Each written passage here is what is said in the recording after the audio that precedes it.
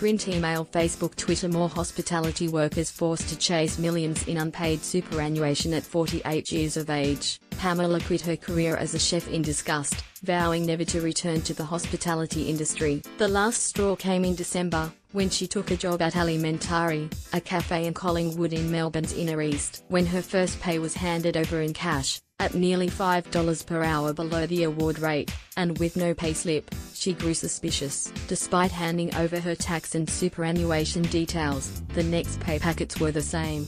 After less than 3 weeks, Pamela walked out. She is now unemployed, with less than $3,000 in her Host Plus superannuation account to show for a 20-year career.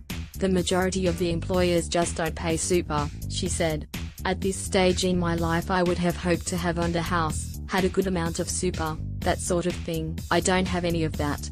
The scale of the problem of unpaid super in hospitality is hard to gauge, particularly because so many employers pay some, or all, of their wages in cash. But Host Plus CEO David Dahlia said his fund was recovering more than $2 million a month in unpaid contributions from employers. In the last quarter of 2017, the fund recovered contributions from more than 7,000 employers. Small businesses in particular may have some cash flow issues that haven't enabled them to make contributions in that particular period, he said.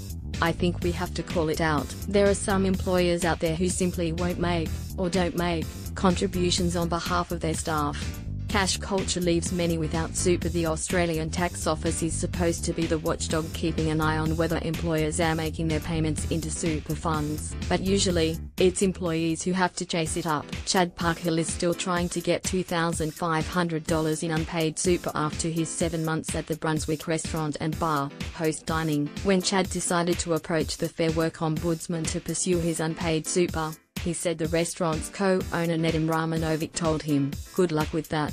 Mr. Ramanovic admitted to the ABC that he owed very small amounts of superannuation to a lot of staff, and more to others.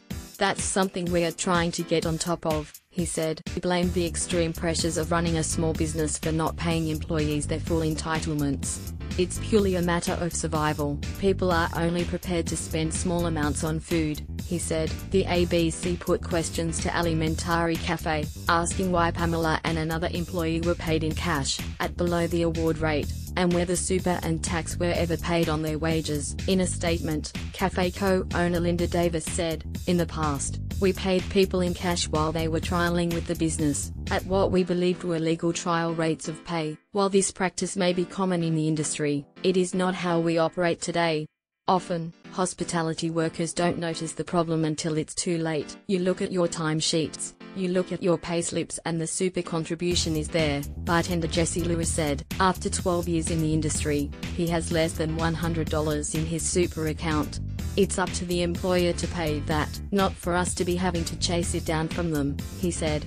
"I'm 30 this year. I'm looking at retirement in another 30 years, and I've now got to claw back 12 years worth of work to try and get myself in a good position again." Print, email, Facebook, Twitter.